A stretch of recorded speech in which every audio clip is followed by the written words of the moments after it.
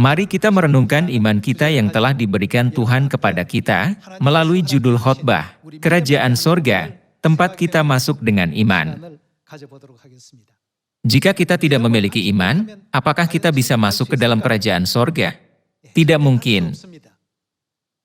Selama kita hidup di bumi ini, setiap saat dan dalam segala keadaan, Tuhan menimbang iman kita dan memeriksanya dengan puluhan ribu perkara.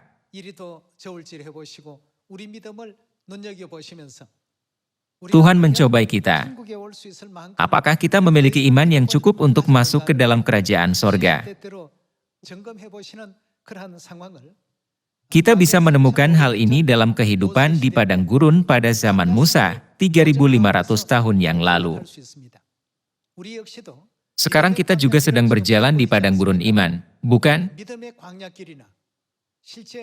Hubungan antara padang gurun jasmani dan padang gurun iman adalah bayangan dan kenyataan.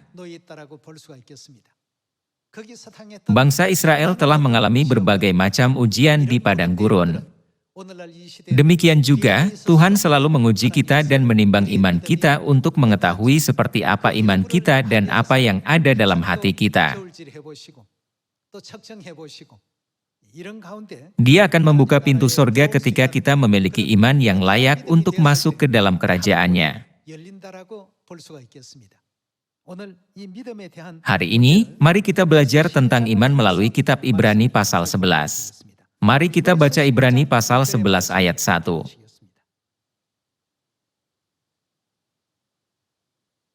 Pasal 11 ayat 1. Iman adalah dasar dari segala sesuatu yang kita harapkan dan bukti dari segala sesuatu yang tidak kita lihat. Sebab oleh imanlah telah diberikan kesaksian kepada nenek moyang kita. Karena iman kita mengerti bahwa alam semesta telah dijadikan oleh firman Allah, sehingga apa yang kita lihat telah terjadi dari apa yang tidak dapat kita lihat. Ayat 6. Tetapi tanpa iman apakah kita bisa berkenan kepada Tuhan atau tidak? Tidak mungkin orang berkenan kepada Allah. Sebab barang siapa berpaling kepada Allah, ia harus percaya bahwa Allah ada, dan bahwa Allah memberi upah kepada orang yang sungguh-sungguh mencari Dia. Pertama, iman seperti apakah yang harus kita miliki? Tuhan ada. Kita harus benar-benar percaya bahwa Tuhan ada. Kita harus percaya bahwa Tuhan ada dan bahwa Dia memberi upah kepada mereka yang sungguh-sungguh mencari Dia. Ketika kita tidak memiliki iman akan keberadaan Tuhan, kita sering tunduk pada keadaan atau fenomena di dunia jasmani yang terlihat oleh mata kita. Meskipun Tuhan berjanji kepada kita dengan berkata, "Aku akan menyertai kamu sampai akhir zaman," kita seringkali gagal untuk beriman kepada Tuhan dan tunduk pada keadaan jasmani dan menjadi putus asa. Jadi, menurut ajaran Alkitab, apa yang harus kita percaya terlebih dahulu? Pertama-tama, kita harus percaya bahwa Tuhan ada dan bahwa Tuhan selalu bersama kita. Hanya dengan begitu, Injil bisa disebarkan ke seluruh dunia dan diselesaikan, bukan? Kita bisa melihat orang-orang yang beriman seperti Nuh di ayat 7, Abraham di ayat 8, dan Sarah di ayat 11. Sejarah banyak nenek moyang iman terus-menerus ditulis di dalam Alkitab. Di ayat 24, ada juga catatan tentang Musa. Karena semua nenek moyang iman benar-benar yakin bahwa Tuhan ada, mereka bisa melaksanakan pekerjaan Tuhan sekalipun tidak ada dasar untuk berharap. Baru-baru ini, saya mengunjungi gereja-gereja di Amerika Selatan. Saat itu, situasi di sana sedang tidak stabil. Maka, ketika kami harus pergi ke kota lain, banyak anggota mendiskusikan apakah kami bisa pergi ke sana atau tidak, karena khawatir akan situasi saat itu. Pada akhirnya, salah satu dari mereka berkata, "Mari kita pikirkan apa yang telah kita alami sampai hari ini." Dia melanjutkan berkata, setiap saat kita berkata, itu tidak mungkin. Kita tidak bisa melakukannya, Tuhan telah membantu gereja kita. Apakah Anda lupa bagaimana Tuhan telah membantu kita? Kali ini juga, jika kita pergi, Tuhan pasti akan membukakan jalan bagi kita. Saat itu, orang-orang yang berunjuk rasa memprotes pemerintah, memasang berbagai hambatan untuk mencegah mobil bergerak, sehingga tidak bisa berjalan dengan bebas. Jadi, jika kami bergerak, kami bisa berada dalam keadaan bahaya. Itu merupakan situasi yang berbahaya dan mengancam. Namun, setiap kali kami melangkah dengan iman, Tuhan membimbing kami dengan lancar ke jalan yang harus kami tempuh dan menghindari situasi yang mengancam jiwa seperti keajaiban. Terlepas dari situasi seperti itu, kami menyelesaikan semua jadwal kami seperti kebaktian dan pertemuan persatuan, dan bisa kembali dengan selamat di bawah karunia Tuhan. Para anggota memperingatkan kami tentang situasi ini bukan karena mereka tidak percaya, tetapi karena mereka mengkhawatirkan keselamatan kami. Namun, sama seperti Tuhan membelah Laut Merah untuk orang Israel, Dia akan selalu membuka jalan bagi kita. Setelah kami, tim pengunjung kembali, jalannya diblokir. Melihat hal ini, anggota semakin tergerak dan bersemangat. Mereka menyadari bahwa ini adalah bukti yang tak terbantahkan, bahwa Tuhan menyertai kami di setiap langkah kunjungan ke Amerika Selatan ini. Saudara-saudari, selama kita hidup di dunia ini, kita sering menilai segala sesuatu membuat keputusan berdasarkan apa yang kita lihat dengan mata kita tanpa percaya bahwa Tuhan menyertai kita setiap saat. Kita bisa memastikan bahwa jalan iman yang kita jalani di padang gurun rohani sangat mirip dengan saat Musa memimpin bangsa Israel melewati padang gurun untuk memasuki Kanaan 3.500 tahun yang lalu.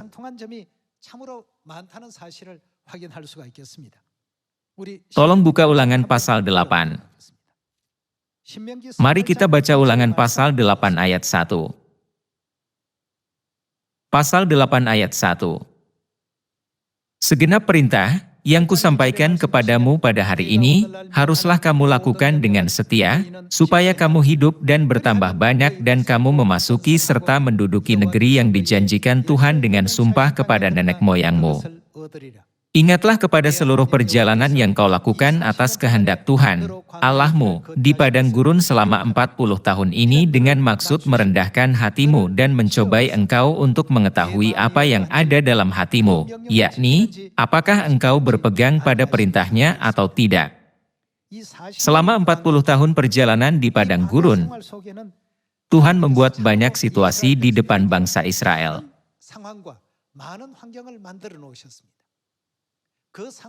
Setiap kali mereka berada dalam situasi itu, mereka berpikir bahwa Tuhan tidak ada. Mereka menghadapi padang gurun, yaitu tanah tandus dan sunyi, di mana tidak ada rumah makan atau makanan untuk dimakan. Ketika Tuhan membiarkan mereka berjalan di gurun yang begitu sunyi, orang-orang mulai bersungut-sungut dan mengeluh segera setelah mereka kehabisan makanan. Mereka berkata, apa yang bisa kita makan sekarang? Ini adalah perkataan orang-orang yang tidak berpikir bahwa Tuhan ada. Kita tidak bisa menemukan iman sekalipun dari dalam orang-orang yang mengucapkan kata-kata seperti itu. Saudara-saudari, orang yang memiliki iman tidak lupa bahwa Tuhan ada bahkan dalam keadaan yang paling tidak menguntungkan. Mereka bisa disebut sebagai orang beriman. Kerajaan surga yang mulia ada di depan kita. Kita mengharapkan segera memasukinya. Kita tidak boleh mengulangi kesalahan mereka dengan melihat apa yang terjadi 3.500 tahun yang lalu. Apa yang terjadi pada mereka di padang gurun? Mereka semua dibinasakan. Mereka tidak bisa memasuki Kanaan, tujuan mereka, tetapi dibinasakan. Kita bisa melihat sejarah yang begitu menyedihkan melalui Alkitab. Jarak yang sebenarnya pendek, 10 hari sudah cukup untuk tiba di sana. Namun, jarak rohani yang berdasarkan iman mereka berbeda. Mereka harus berjalan selama 40 tahun. Apa yang menyebabkan ini terjadi? Iman mereka menyebabkan hal ini terjadi. Hal ini terjadi karena orang Israel tidak memiliki iman yang cukup untuk memasuki Kanaan. Sebelum saya menunjukkan hal ini melalui Alkitab, kesimpulannya, karena kurangnya iman mereka, mereka membutuhkan 40 tahun untuk jarak pendek yang bisa dicapai dalam 10 hari. Seberapa menyedihkannya ini? Selain itu, meskipun mereka sampai setelah 40 tahun, mereka tidak berakhir dengan damai. Sebagian besar generasi pertama telah tewas. Hanya Yosua dan Kaleb yang memasuki tanah Kanaan. Di balik semua ini, imanlah yang bekerja. Tanpa iman, kita tidak bisa masuk ke dalam kerajaan Tuhan. Apakah arti iman dalam Ibrani pasal 11? Percaya bahwa Tuhan ada. Itu adalah hakikat iman menurut Alkitab. Ia harus percaya bahwa Tuhan ada.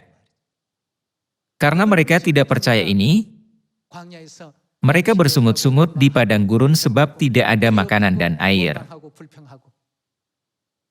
Terkadang Tuhan merendahkanmu, dan terkadang Dia menempatkanmu dalam banyak keadaan sulit. Dengan melakukan itu, Tuhan mengamati iman mereka dalam keadaan seperti itu. Sekarang ini juga, ada banyak hal seperti ini dalam kehidupan kita sehari-hari. Terkadang, Tuhan menciptakan keadaan yang membawa kecemasan hidup. Pada saat itu, Tuhan mengamati iman kita untuk mengetahui apakah mereka percaya akan keberadaan Tuhan atau tidak. Mari kita lanjutkan membaca kitab Ulangan. Ayat 3 kita baca. Jadi ia melakukan apa? Ia merendahkan hatimu, membiarkan engkau lapar dan memberi engkau makan mana, yang tidak kau kenal dan yang juga tidak dikenal oleh nenek moyangmu, untuk membuat engkau mengerti bahwa manusia hidup bukan dari roti saja, tetapi manusia hidup dari segala yang diucapkan Tuhan. Pakaianmu tidaklah menjadi buruk di tubuhmu dan kakimu tidaklah menjadi bengkak selama 40 tahun ini. Maka haruslah engkau insaf, bahwa Tuhan, Allahmu, mengajari engkau seperti seseorang mengajari anaknya. Oleh sebab itu haruslah engkau berpegang pada perintah Tuhan, Allahmu, dengan hidup menurut jalan yang ditunjukkannya dan dengan takut akan Dia. Sebab Tuhan, Allahmu, membawa engkau masuk ke dalam negeri yang baik, suatu negeri dengan sungai, mata air dan danau, yang keluar dari lembah-lembah dan gunung-gunung. Suatu negeri dengan gandum dan jelainya, dengan pohon anggur, pohon ara dan pohon delimanya, suatu negeri dengan pohon zaitun dan madunya. Suatu negeri, di mana engkau akan makan roti dengan tidak usah berhemat, di mana engkau tidak akan kekurangan apapun, suatu negeri, yang batunya mengandung besi dan dari gunungnya akan kau gali tembaga. Dan engkau akan makan dan akan kenyang, maka engkau akan memuji Tuhan, Allahmu, karena negeri yang baik yang diberikannya kepadamu itu. Ketika mereka berjalan di padang gurun, Tuhan merendahkan mereka dengan membuat mereka kelaparan dan kemudian memberi mereka makan dengan mana. Tuhan menciptakan berbagai macam situasi. Apa alasannya? Apa kata Alkitab tentang alasannya menurut ayat 2? Ada tertulis, mencobai engkau. Tuhan sudah mencobai mereka tentang apa? Tuhan mencobai mereka untuk mengetahui apa yang ada di dalam hati mereka, yakni, apakah mereka beriman atau tidak dan apakah mereka berpegang pada perintahnya atau tidak. Dalam beberapa kasus, mereka menaati firman Tuhan. Tetapi ketika mereka berada dalam situasi yang tidak nyaman, mereka tidak lagi menaati firman Tuhan. Mereka pernah mengikuti Tuhan, tetapi ketika lingkungan berubah, mereka tidak mengikuti Tuhan. Saudara-saudari, itu bukan iman.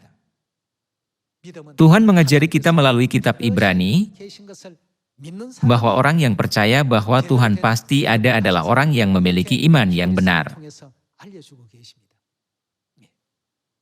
Jadi, dalam sejarah bangsa Israel, mereka tidak bisa memasuki Kanaan karena kurangnya iman. Ketika kita memikirkan hal ini satu persatu, mereka tidak bisa memasuki tanah Kanaan karena mereka bersungut-sungut dan putus asa. Jika kita rangkum alasannya, itu karena kurangnya iman mereka. Dari mana semua perilaku ini berasal? Bukankah itu karena mereka tidak memiliki iman? Sekarang, Kanaan rohani, kerajaan sorga, sudah dekat. Semua nubuat Tuhan sekarang digenapi dalam hidup kita. Bangsa akan bangkit melawan bangsa, dan kerajaan melawan kerajaan. Segala macam penyakit sampar akan menyebar. Akan ada gempa bumi yang dahsyat dan kelaparan di berbagai tempat.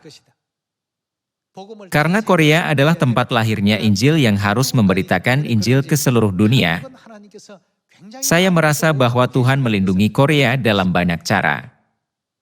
Namun, jika kita melihat negara-negara lain,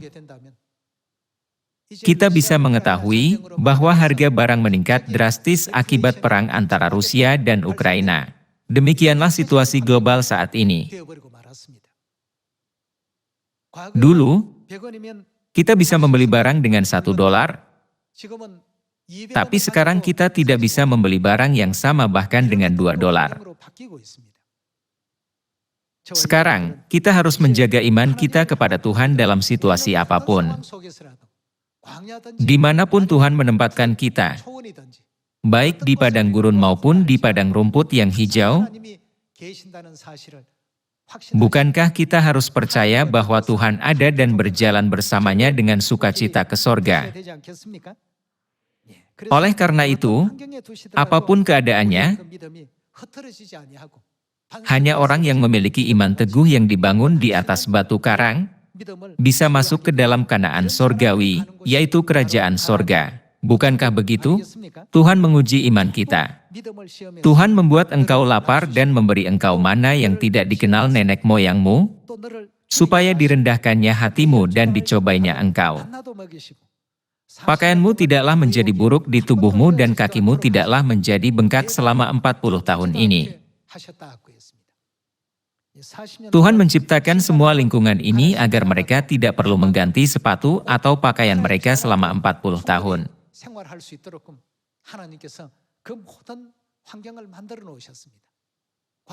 Ketika mereka pertama kali keluar dari Mesir, jarak ke Kanaan adalah 10 hari perjalanan. Karena itu, mereka menyiapkan makanan untuk sekitar 1 bulan. Meskipun perjalanannya hanya 10 hari, mereka mempersiapkan makanan yang cukup untuk sebulan karena berpikir bahwa mungkin akan memakan waktu lebih lama. Meskipun mereka telah menghabiskan semua makanan itu, mereka tidak bisa sampai Kanaan. Namun, Tuhan menyediakan segalanya untuk mereka sehingga mereka tidak akan kekurangan apapun. Saudara-saudari, sama seperti perjalanan mereka di padang gurun 3.500 tahun yang lalu, mungkin banyak anggota yang cemas tentang hal-hal duniawi di padang gurun iman. Bukan hanya hal-hal duniawi. Bahkan dalam kehidupan iman kita, ada banyak situasi yang menyebabkan iman kita goyah. Saya meminta semua anggota keluarga Sion untuk tidak pernah melupakan Tuhan dan tidak pernah kehilangan kerajaan sorga bahkan dalam keadaan seperti itu. Apakah yang harus kita siapkan menurut firman Bapa dan Ibu di dalam Matius pasal 25? Bukankah mereka menyuruh kita menyiapkan minyak? Minyak melambangkan iman menurut Alkitab. Pada zaman ini, tanpa iman, kita tidak bisa masuk ke sorga. Pertama-tama, kita harus percaya bahwa Tuhan ada. Ketika orang tidak percaya bahwa Tuhan ada, Mereka memilih jalan yang bodoh. Mereka dituntun ke jalan yang jahat. Terkadang mereka dicobai, dan mereka dengan mudah meninggalkan iman mereka. Pada hari penghakiman terakhir, mereka semua akan menyesal. Kenapa aku tidak percaya ini? Meskipun Alkitab adalah satu-satunya catatan kebenaran dan firman Tuhan yang benar, mengapa aku tidak percaya bahwa Tuhan ada, dan kerajaan sorga dan neraka itu juga ada? Kenapa aku membuat keputusan yang begitu bodoh? Mereka akan menyesal pada akhirnya. Jadi kita harus memiliki iman. Kita tidak hanya harus menjaga pelita kita sebagai orang Kristen, tetapi juga mengisinya dengan iman. Untuk hidup layak sebagai orang Kristen, umat Tuhan, dan Elohis, di atas segalanya, hal terpenting yang kita butuhkan adalah memiliki iman. Mari kita baca Matius pasal 25 ayat 1.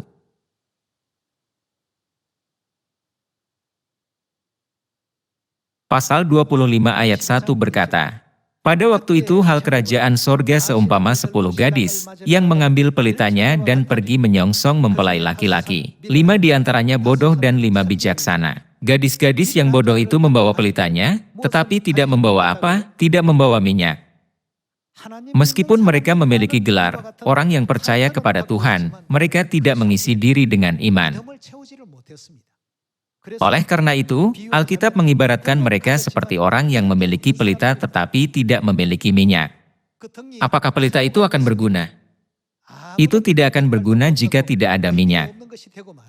Gadis-gadis yang bodoh itu membawa pelitanya, tetapi tidak membawa minyak. Ayat 4. Sedangkan gadis-gadis yang bijaksana itu membawa pelitanya dan juga apa? Dan juga minyak dalam buli-buli mereka. Tetapi karena mempelai itu lama tidak datang-datang juga, mengantuklah mereka semua lalu tertidur. Waktu tengah malam terdengarlah suara orang berseru, mempelai datang, songsonglah dia. Gadis-gadis itu pun bangun semuanya lalu membereskan pelita mereka. Gadis-gadis yang bodoh berkata kepada gadis-gadis yang bijaksana, berikanlah kami sedikit dari minyakmu itu, sebab pelita kami hampir padam. Tetapi jawab gadis-gadis yang bijaksana itu, tidak, nanti tidak cukup untuk kami dan untuk kamu. Lebih baik kamu pergi kepada penjual minyak dan beli di situ. Akan tetapi, waktu mereka sedang pergi untuk membelinya, datanglah mempelai itu dan mereka yang telah siap sedia masuk bersama-sama dengan dia ke ruang perjamuan kawin. Lalu pintu ditutup. Kemudian datang juga gadis-gadis yang lain itu dan berkata,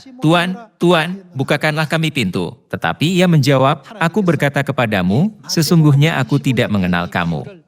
Tuhan sendiri memberikan perumpamaan ini dalam kitab Matius pasal 25 ketika dia datang ke bumi ini sebagai manusia. Mengapa dia memberikan perumpamaan ini kepada kita? Pada hari Kristus datang untuk menjemput kita, tentu kita akan membutuhkan pelita itu. Apalagi yang kita butuhkan untuk menerima Kristus dengan bijaksana? Minyaklah yang membuat pelita berfungsi dengan baik. Oleh karena itu, iman kitalah yang menjadikan kita orang Kristen sejati.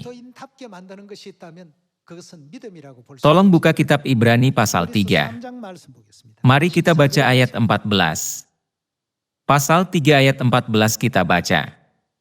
Karena kita telah beroleh bagian di dalam Kristus, asal saja kita teguh berpegang sampai kepada akhirnya pada keyakinan iman kita yang semula. Tetapi apabila pernah dikatakan, pada hari ini, jika kamu mendengar suaranya, janganlah keraskan hatimu seperti dalam kegeraman. Siapakah mereka yang membangkitkan amarah Allah, sekalipun mereka mendengar suaranya? Bukankah mereka semua yang keluar dari Mesir di bawah pimpinan Musa? Dan siapakah yang ia murkai 40 tahun lamanya? Bukankah mereka yang berbuat dosa dan yang mayatnya bergelimpangan di padang gurun? Dan siapakah yang telah ia sumpahi bahwa mereka takkan masuk ke tempat perhentiannya? Sederhananya, mereka tidak akan pernah memasuki kerajaan sorga. Dan siapakah yang telah ia sumpahi bahwa mereka takkan masuk ke tempat perhentiannya? Bukankah mereka yang tidak taat? Demikianlah kita lihat bahwa mereka melakukan apa? Tuhan menetapkan bahwa orang yang tidak taat adalah orang yang tidak percaya. Bukankah mereka yang tidak taat? Demikianlah kita lihat bahwa mereka tidak dapat masuk oleh karena ketidakpercayaan mereka. Iman adalah ketaatan, dan ketaatan adalah ungkapan dan sikap iman yang hanya bisa dimiliki oleh orang yang percaya bahwa Tuhan itu ada. Kita tahu betul perbuatan orang-orang seperti Nuh dan Abraham, bukan? Mereka diuji sampai pada titik di mana mereka bertanya-tanya, dapatkah aku, seorang manusia biasa melakukan ini? Namun, apa yang mereka lakukan? Karena mereka percaya bahwa Tuhan pasti ada, Abraham telah mempersembahkan anak tunggalnya Ishak sebagai korban. Dan Nuh sudah percaya bahwa dunia akan dihancurkan dengan air. Ketika kita melihat sejarah Nuh, Abraham, Musa, dan semua nenek moyang iman, kita berpikir ringan. Jika aku hidup pada zaman Abraham atau Nuh, aku pun akan melakukan seperti mereka. Namun, itu tidak benar. Kita tidak akan melakukannya. Tidak mungkin melakukan perbuatan seperti itu dengan mudah dalam situasi seperti itu. Tolong pikirkan Petrus yang adalah murid utama Yesus. Dalam keadaan yang damai bersama Yesus, dia berkata, "Aku akan mengikutimu walaupun aku mati. Jika engkau masuk ke penjara, aku akan ikut masuk ke penjara. Jika aku harus mati untukmu, aku pun rela mati untukmu." Petrus memiliki iman seperti itu. Namun, kondisi dan keadaannya berubah. Setelah perjamuan Paskah, ketika Yesus berada di Getsemani, hamba-hamba imam besar datang dan menangkap Yesus. Dia diadili di rumah imam besar. Karena Petrus memiliki iman yang baik, dia diam-diam mengikuti Yesus. Dia ingin melihat hasil akhirnya dan ingin tahu apa yang terjadi. Ketika seorang hamba perempuan di rumah itu berkata, "Orang ini bersama Yesus," Petrus berkata apa? Meskipun hanya sesaat, dia berkata, "Aku tidak mengenal dia." Beberapa saat kemudian, orang lain mengatakan hal yang sama lagi. Sekali lagi Petrus menggelengkan kepalanya dan berkata, "Aku tidak pernah mengenal dia." Saudara-saudari, jika kita tidak meneguhkan iman kita bisa memiliki perbedaan pada saat damai dan dalam situasi seperti ketika sesuatu terjadi. Bukankah Yesus sudah bernubuat bahwa Petrus akan menyangkal dia 3 kali? Sebelum ayam berkokok, kamu akan menyangkal aku 3 kali. Yesus tahu bahwa hal ini terjadi bukan karena Petrus tidak beriman, tetapi karena ia tidak bisa melepaskan diri dari situasi saat itu. Yesus sudah tahu apa yang ada di dalam hati Petrus.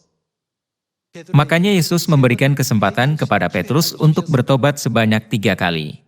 Dia bertanya 3 kali, "Apakah engkau mengasihi aku?" "Benar Tuhan, benar Tuhan. Engkau tahu bahwa aku mengasihi engkau." Kapan saja suatu keadaan bisa diberikan kepada kita untuk mencobai iman kita dan menguji hati kita. Melalui banyak situasi dan di bawah pencobaan yang terus-menerus, kita selalu berdiri di atas timbangan Tuhan. Alkitab berkata bahwa orang yang tidak memiliki minyak yang cukup, yaitu iman yang cukup, adalah orang bodoh. Ini karena iman mereka terpengaruh oleh situasi. Karena orang yang memiliki iman telah membangun rumah iman dengan kokoh di atas batu karang, mereka tidak pernah goyah walaupun turun hujan dan datang banjir. Mereka adalah orang-orang yang benar-benar percaya bahwa Tuhan ada. Mereka selalu percaya bahwa Tuhan pasti ada. Kita bisa berkata bahwa mereka bagaikan 5 gadis bijaksana yang telah menyiapkan minyak iman yang cukup. Dalam Ibrani pasal 3 ayat 18, tertulis bahwa Tuhan telah bersumpah, Tuhan bersumpah bahwa mereka tidak akan masuk ke tempat perhentiannya, yaitu kerajaan sorga. Orang seperti apakah mereka? Mereka adalah orang-orang yang tidak taat. Kalau begitu, mengapa mereka tidak taat? Ketidaktaatan berasal dari kurangnya iman. Bukankah mereka yang tidak taat? Ayat 19. Demikianlah kita lihat bahwa mereka tidak dapat masuk oleh karena ketidakpercayaan mereka. Ada tertulis, orang yang tidak taat tidak bisa masuk, dan ada juga tertulis, orang yang tidak percaya tidak bisa masuk. Jika kita perhatikan dengan seksama kedua ayat ini, kita bisa mengetahui bahwa ketaatan berasal dari iman, dan bahwa tanpa iman, kita tidak akan masuk ke Kanaan sorgawi. Siapa yang mengatakan ini? Tuhan. Apa yang Tuhan lakukan? Dia bahkan bersumpah bahwa orang seperti itu tidak bisa masuk ke sorga. Jika kita berjalan di jalan yang benar di mata Tuhan, Dia akan menyelamatkan kita dari setiap situasi kritis seperti yang dilakukannya kepada Sadrah, Mesah, dan Abednego. Meskipun kita dilemparkan ke dalam gua singa seperti Daniel, Tuhan kita bisa menyelamatkan kita. Namun, Tuhan telah menempatkan kita dalam keadaan yang lebih damai untuk saat ini. Jika situasi ini terus berlanjut, kita mungkin bisa menjaga iman kita sampai akhir. Tetapi jika kita ditempatkan dalam situasi yang berbeda dengan situasi sekarang seperti situasi yang sulit, maka iman kita akan terungkap di hadapan Tuhan. Untuk alasan ini, Tuhan telah menunjukkan sebelumnya kepada kita Abraham, Nuh, dan Yosua sebagai contoh. Tidaklah berlebihan untuk mengatakan bahwa ke-66 kitab dalam Alkitab berfungsi sebagai panduan untuk menunjukkan kepada kita apa itu iman yang sejati. Saudara-saudari, Tuhan pasti ada. Saya meminta kepada semua anggota Sion untuk meneguhkan iman akan keberadaan Tuhan, dan berharap kita semua akan menikmati kemuliaan untuk kembali ke kerajaan sorga bersama-sama. Saya menutup khotbah hari ini. Terima kasih.